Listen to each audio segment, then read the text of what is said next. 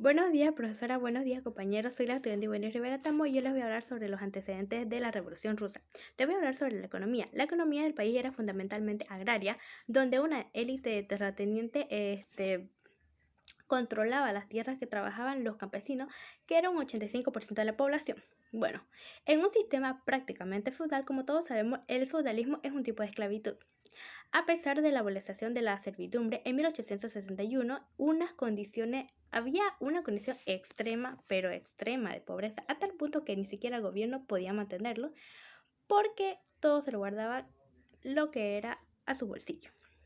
A comienzos del siglo XX, Rusia era un país preindustrial, anclado con el pasado, con predominio absoluto del sector agrícola. La estructura era de la propiedad que descansaba sobre grandes latifundios, que era pues la corona, la nobleza, como todos sabemos, la iglesia y unos pocos agricultores. La mayoría casi no eran nada, ni siquiera les pagaban a algunos.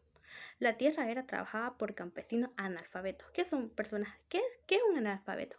Analfabeto es una persona que no sabe leer ni escribir, y eso es lo que se aprovechaban los terratenientes de las personas que no sabían leer ni escribir. La mayoría era pues del pueblo y los campesinos. En víspera de la Primera Guerra Mundial, solo el 14,5% de la población vivía en ciudades.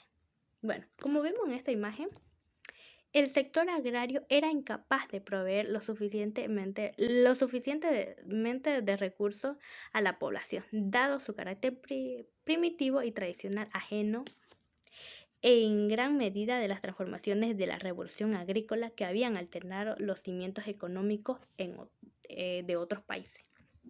Bueno, en 1905 el gobierno acometió una reforma agraria dirigida por el ministro Stanley con la idea de modernizar las anticuadas estructuras que había en ese tiempo, pero su fracaso prolongó el atraso económico social ruso y fue mucha pérdida. La industrialización iniciaba tardíamente y suscrita a las grandes urbes, dependiendo siempre del capital extranjero y la iniciativa del Estado. La acción fue escasa, en parte debido a la debilidad de la burguesía rusa. Como le estaba diciendo, lo que tenía era la nobleza, la corona, la iglesia. Lo que era la nobleza, la corona, tenía un 80% de todo el dinero de Rusia, y solamente el 10% era para los campesinos y el otro 10% era parte para la iglesia. La subordinación económica al capital foráneo obligaba al pago de importantes intereses que eran financiados a las personas más débiles. ¿Quiénes eran las personas más débiles? Las personas más débiles en ese tiempo eran los campesinos, así que se aprovechaban de ellos y pues le daban todo lo que eran sus impuestos para que ellos soportaran y pagasen absolutamente todo, pero ellos no tenían nada de dinero, así que en ese tiempo por eso las personas no vivían en ciudades. La mayoría de los campesinos no vivía, sino vivía trabajando para personas gratis, sí, para personas gratis, que le decían que si trabajaban para ellos le iba a dar comida y techo, pero no le pagaban absolutamente nada. Lo único que hacían era darle comida, y su comida pues tampoco no era tan buena, ya que incluso algunos terratenientes le daban sobra, lo mismo que le daban a sus animales, y eso que a su ganado le da mucho mejor que a algunos campesinos. Algunos campesinos tenían mucha más suerte que otros, que recibían comida normal, comestible, no como otros que recibían pues comida casi peor que el ganado. Solamente por recibir un poco de comida es lo que hacían los campesinos, trabajar para ellos, pero no les pagaban absolutamente nada. Eso era lo que les quería hablar sobre la Revolución Rusa y sobre la economía que había en ese tiempo. Gracias.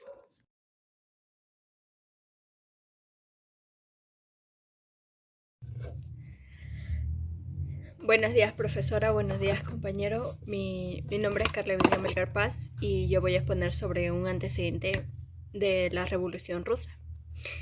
Una de ellas sería la socialmente. Rusia conformaba un vasto imperio con más de 22 millones de kilómetros cuadrados, con múltiples etnias y diferentes lenguas y religiones.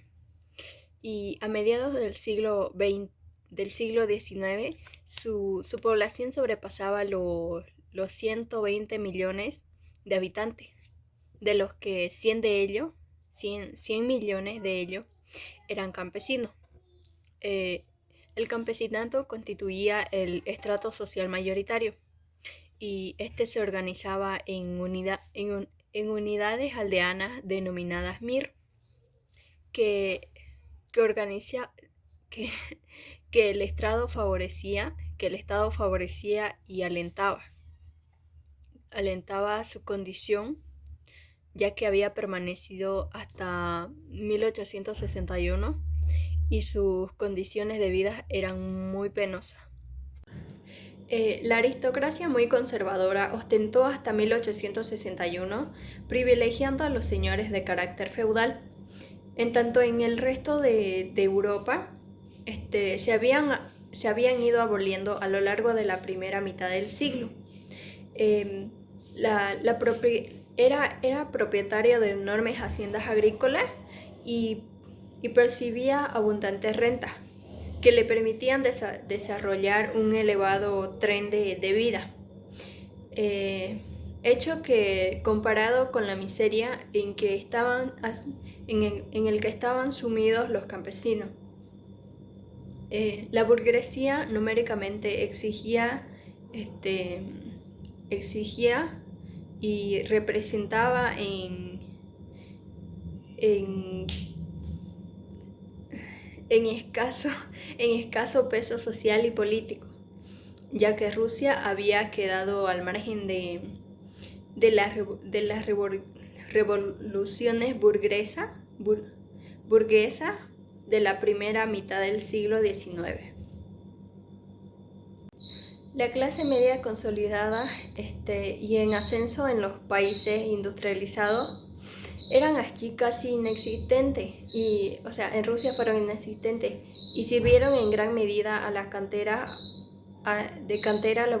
la burocracia del régimen zarista. La integraban profesionales liberales o comerciantes asentados en las ciudades.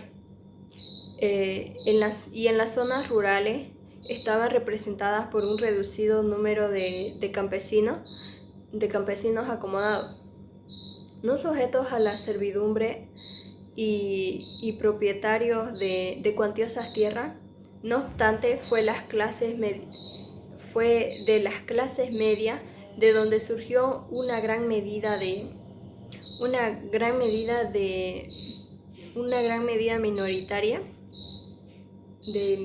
minoritaria clase intelectual, que constituyó el similar de líderes opuestos al zarismo.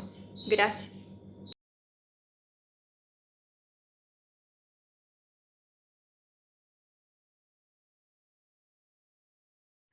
Buenos días, profesora. Mi nombre es Analia Fanny Vallejo Suárez. Soy alumna del curso quinto de secundaria. Yo voy a exponer sobre los antecedentes de la Revolución Rusa en el tema político.